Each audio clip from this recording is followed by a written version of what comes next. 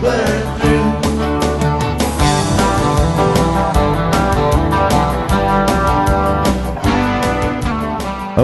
Okay, first let me say this. Many of us know for a fact that what Obama produced as a copy of his long-form birth certificate on April 27th is nothing more than a digitally fabricated forgery. What do I mean by this?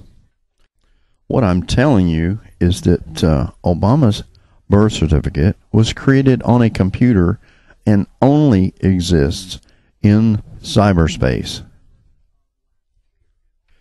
It doesn't take a rocket scientist or an image specialist to see that there cannot possibly be a physical copy of this document. It just does not exist.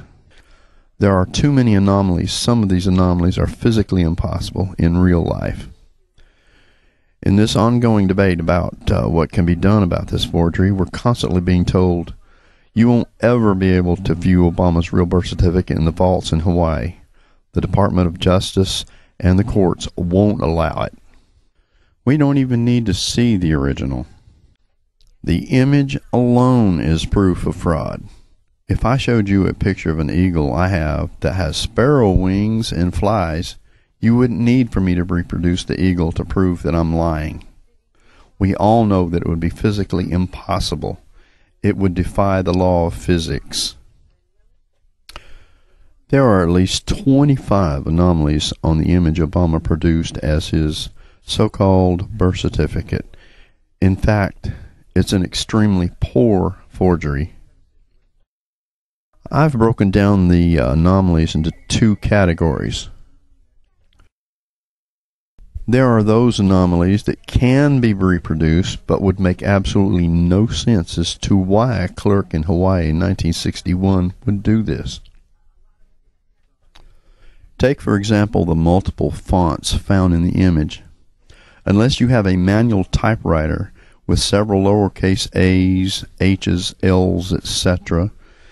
in different fonts, then the only way you could do this is to type part of the document on one manual typewriter and then pull the paper out, put it in another typewriter with different fonts, and perfectly align these letters with the other words and letters you had already previously typed.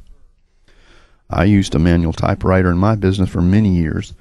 I can tell you from experience that when you take a document out of the typewriter, then put it back into the typewriter to make a correction or addition, you'll find it almost impossible to line it up perfectly.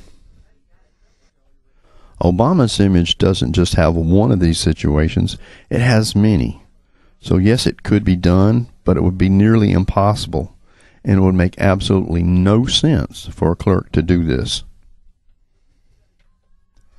The other category are those anomalies that cannot possibly be recreated in real life. These are the anomalies that prove beyond any shadow of a doubt that this image Obama produced is a fake. We don't need to see a physical copy in the vaults in Hawaii. We know there isn't one, or at least we know there isn't one that looks like the image Obama claims is a copy of his birth certificate. One of the anomalies I'm referring to is the R in Barack. When you look at it, it's in a different resolution. How could this possibly be? How can you take a photo of a document and have the camera zoom in and magnify individual letters, then reduce them automatically back to the same height of the other letters? Even the pixels around the letter R are a different size. That's physically impossible. It cannot be done. I challenge the Obama team or anybody else to explain this or reproduce this phenomenon in real life. You may ask, well, where's your expertise? How can you say there isn't a birth certificate in Hawaii that looks like what Obama put online? No, I don't have a degree in image work. However, I've been doing image editing for over 10 years now. Some of it was for genealogy work and some of it was just for fun. In the past 3 years, I've created well over 100 fake certificates of live birth and even created a fake long form for Obama months before he released his.